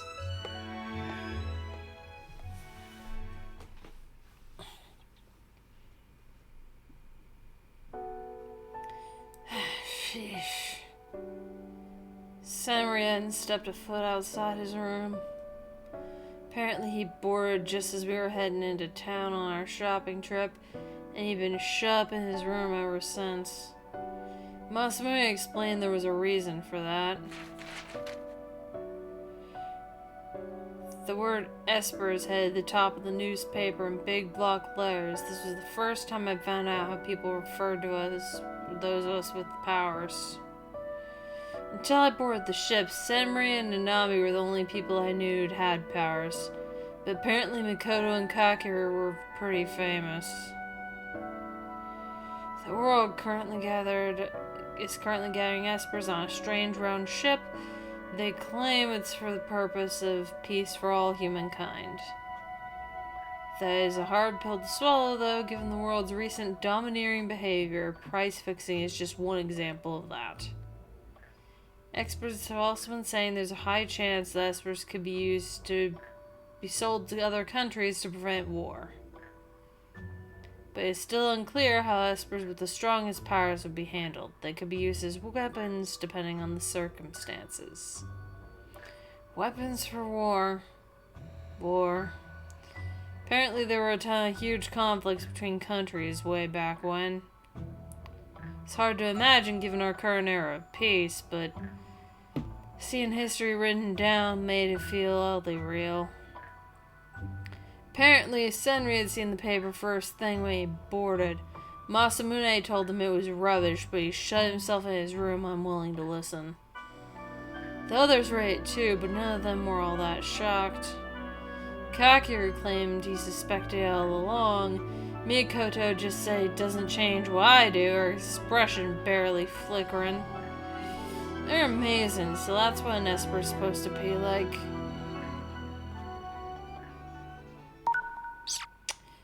What is it?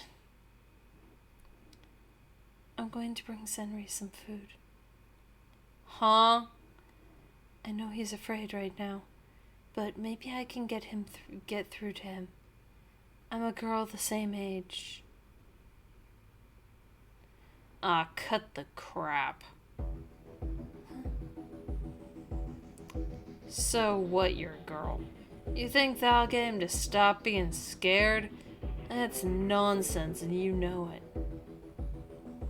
Did you forget what you did to him? Ah, of course. You've already overridden it in your mind.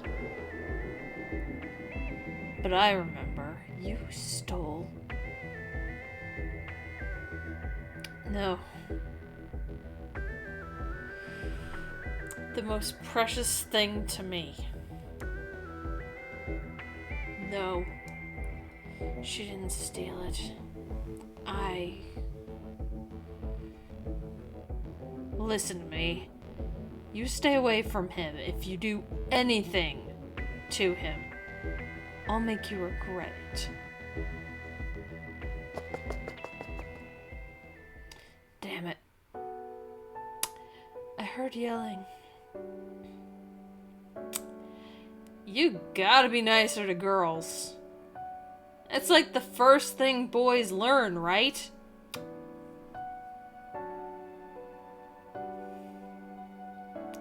Perhaps. Though I never needed to learn it, I just knew. What, so you were like a gentleman since you were a baby? It sounds like a joke when you say it like that, Sakuya. Look, I don't think it's ever acceptable to yell at a woman, no matter the reason. Kakeru, that's sexist.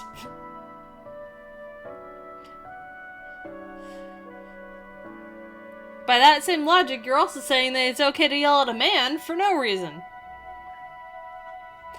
Like, I mean, let me throw an example out here.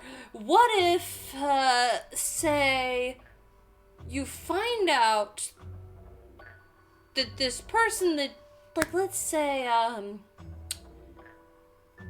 like, you know Masamune, right? Let's say that,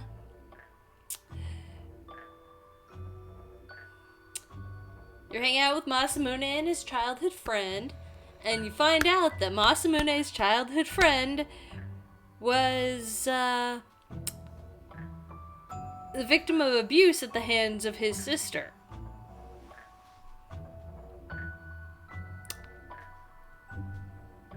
And then his sister showed up to try to, manipulate the espers into doing what she wants them to do. And make them go places that they don't want to go. Just...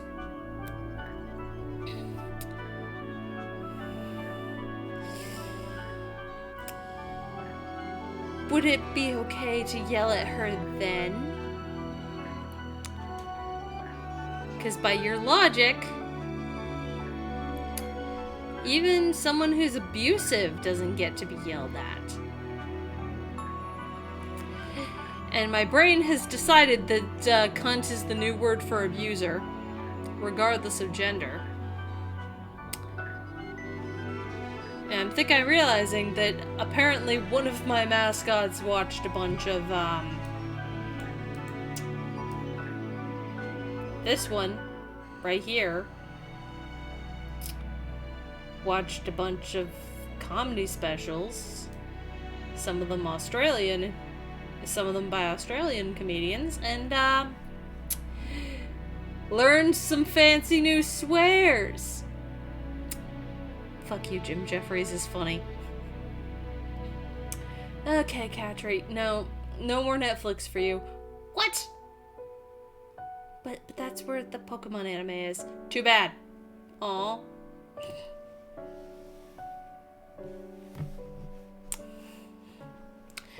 But yeah, apparently that's the part of my brain that's decided to do that now. The part where Katri came from.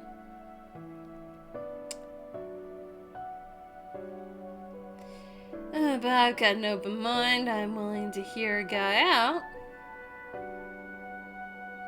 Okay, yeah, now, Kakeru, since you're willing to listen and hear people out, listen to my example that I gave before you said that line.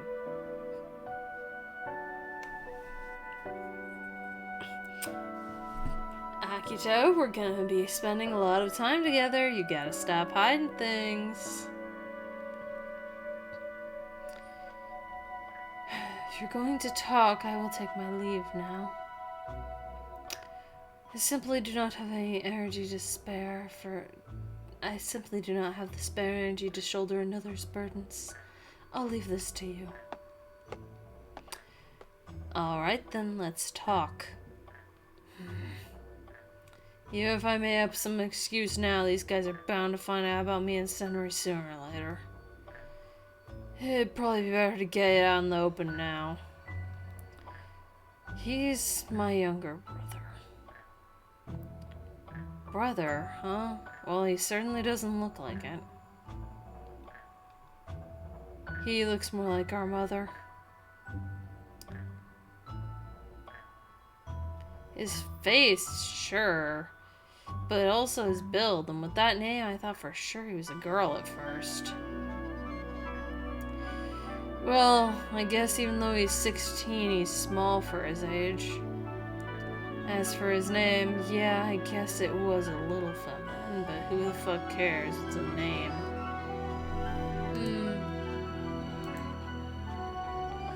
But won't that make things difficult? Really? Why? Because he's sleeping with a girl? What? Yeah, I saw them coming out of the same room this morning. If Sakuya found out, there'd be an awful lot of trouble. Yikes, I don't want to get anyone to get murdered on this ship. I think there's been a misunderstanding. Senri's my younger brother. What? Really? I thought you meant Nanami. She's clearly a girl. I know, I said so, didn't I? You're the one who didn't clarify the name. Also, it's still unbelievable that Senri is your younger brother. It was obviously the first time you met. He was quaking his boots when you grabbed him by the collar. He's forgotten me entirely.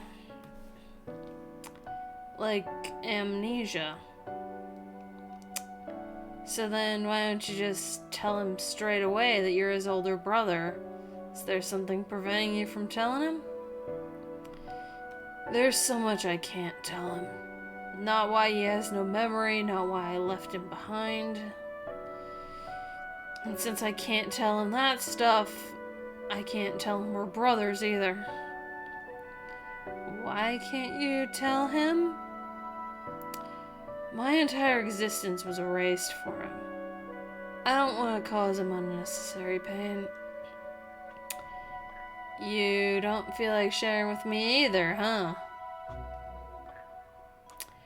So, telling him you're his brother will cause him strife. Are you a danger to Senri?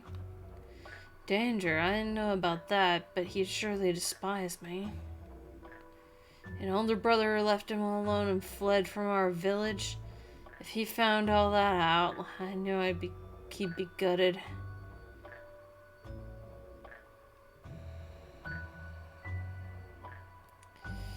I wouldn't want to see the look on his face if he found out. The reason Senri has no memory. Does Nanami have something to do with it? You said she stole the most important thing to you. I heard you just now.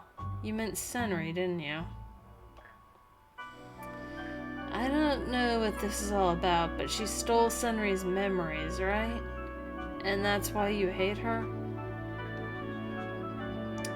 You and Senri lost your brotherly bond, but right now you think that's for the best. Yeah. Then isn't it wrong to keep blaming her for it? You accept the situation, don't you? No matter how things are now, I'll never forget what she did. I see. So what are you going to do? You can't declare you're his brother. Does that mean you're just going to spend the whole trip antagonizing her? You read that newspaper too, right? Using people as weapons? Reading that made my blood boil. But I had a feeling I'd end up like that sooner or later. Those with power can't avoid exercising it, whether it's for the cause we want or not. Of course, there's no guarantee that what's written here is true, but it makes you think this might be the only chance we have to live in peace. So I think it's much better if we all try to get along and have fun. It's no good that he's not eating. Huh? I've loved cooking ever since I was little, but I started doing it because of him. Our village was in a constant drought, you see. There were no good ingredients to be had. But best I could do was make these hard, tasteless cakes that were dry like bread. But he always said they were delicious. Wanted him to be happy. Wanted him to have delicious food. That's why I learned to cook. Guess that's what they call unconditional love. What? Must be nice having a brother. I'm jealous. Maybe I could have been saved if I'd had one. Did something bad happen to you? Why do you ask that? 'Cause you just said, maybe I could have been saved?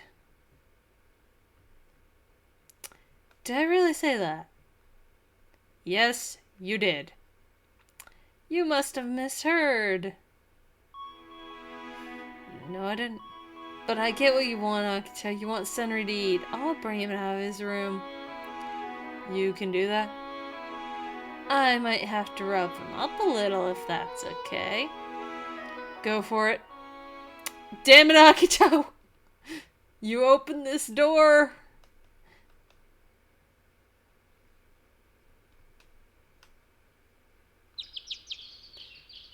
No!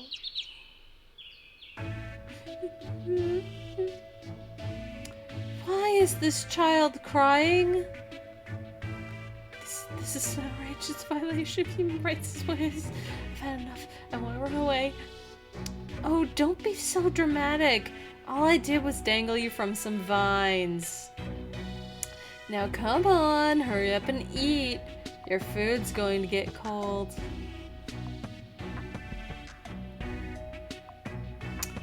Wait, wasn't the Hyoko supposed to make breakfast today? I got you to switch with me. You did? You actually interacted with a Hyoko.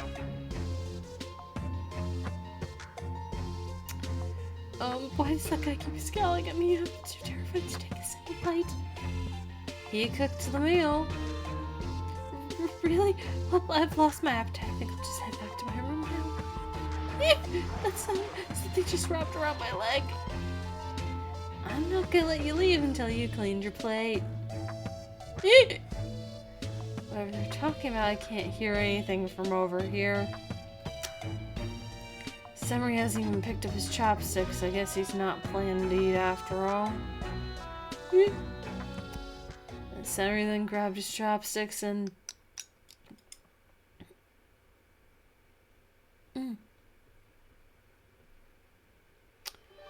So good. What did you just say? Did that guy really cook this? Yeah. Akito made it. If you got any complaints, you can tell him directly. He must be at least 70% anti then. No delinquent could achieve this kind of flavor.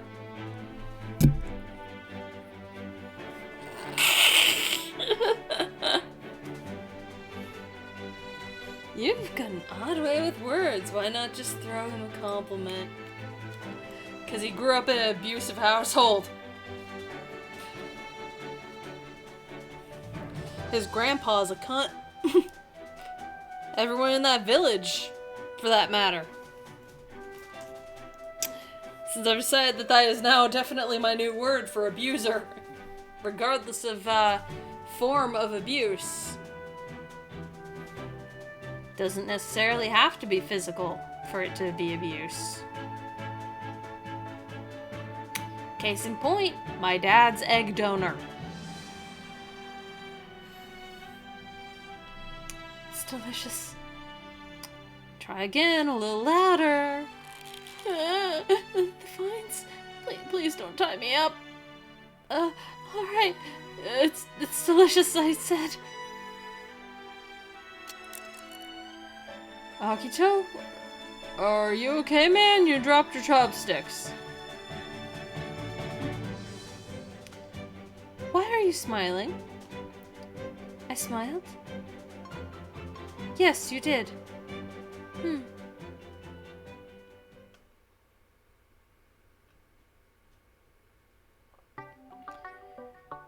Alright, I have a proposal for everyone.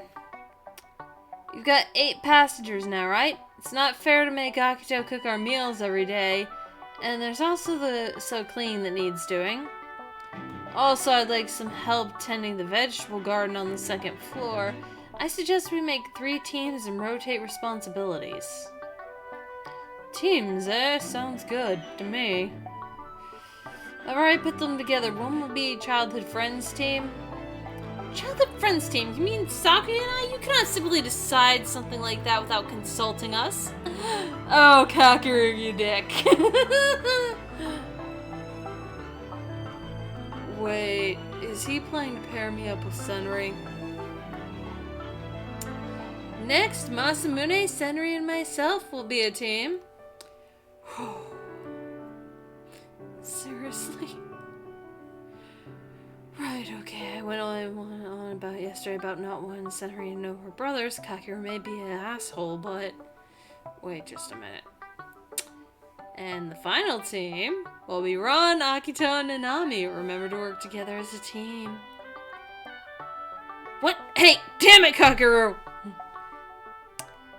And let us say that if you do not work, you do not eat.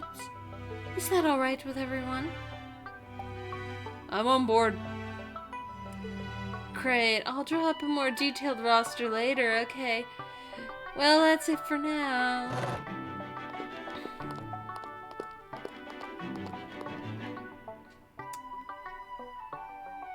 Hey, what the heck are you playing at?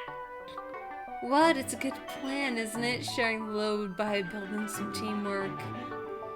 Don't act all innocent. Why'd you have to stick me and Nanami together?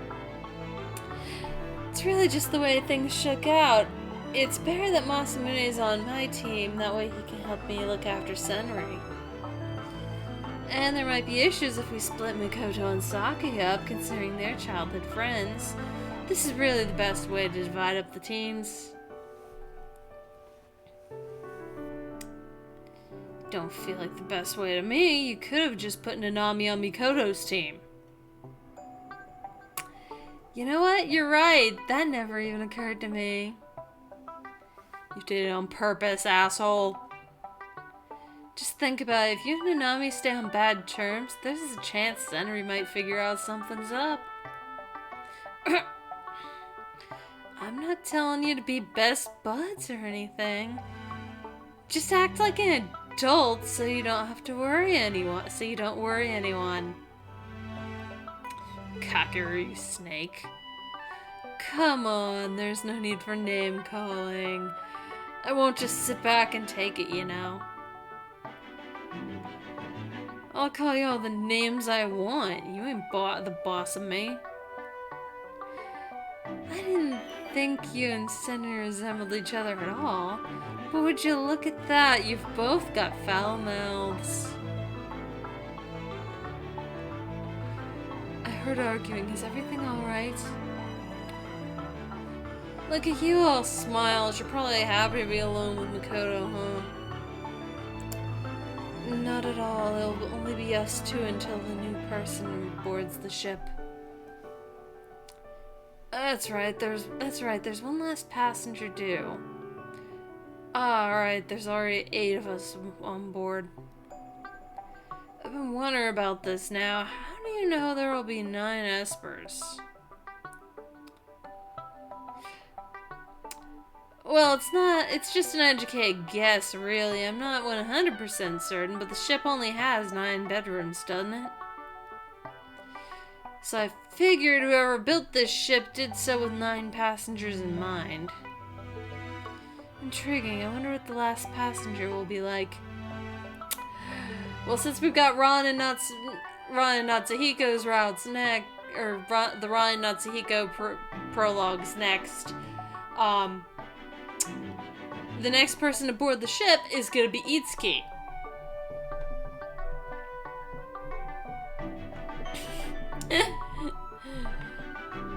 Then after Itsuki, it's gonna be Heishi. I think.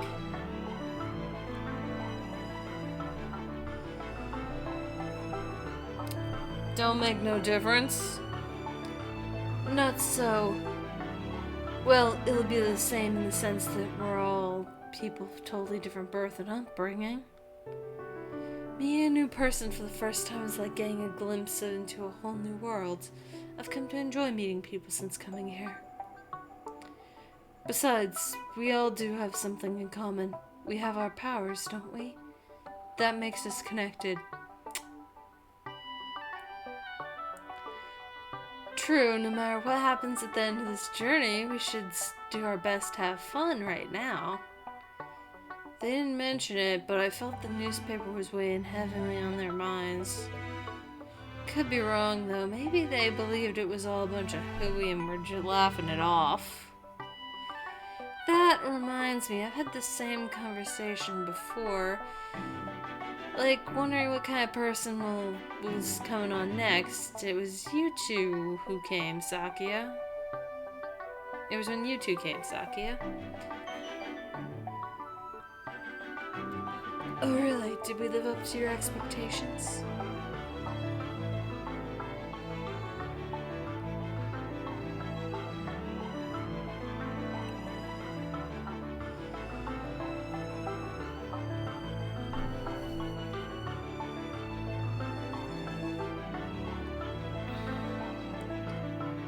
I pictured a girl, sweet and demure, who can cook good. Well, that's something. No! And Itsuki's here.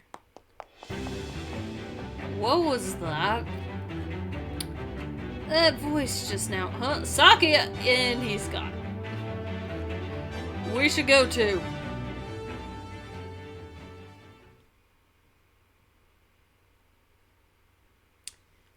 Yeah, and that would be Itsuki. Oh, right. There's still the... Don't know why they have Senri at this point. I guess, like, they start from a point when he's already on the ship just hiding in his room, I guess. But that's gonna do it for this episode. Next time we've got Ron and Natsuhiko. I cringe. I cringe. I cringe. So hard. I cringe so hard at this one. Then, even if it takes extra time, I'll do, these three as a, unit. Even if it takes me an extra hour. Because this one's long. And I'm pretty sure his is short.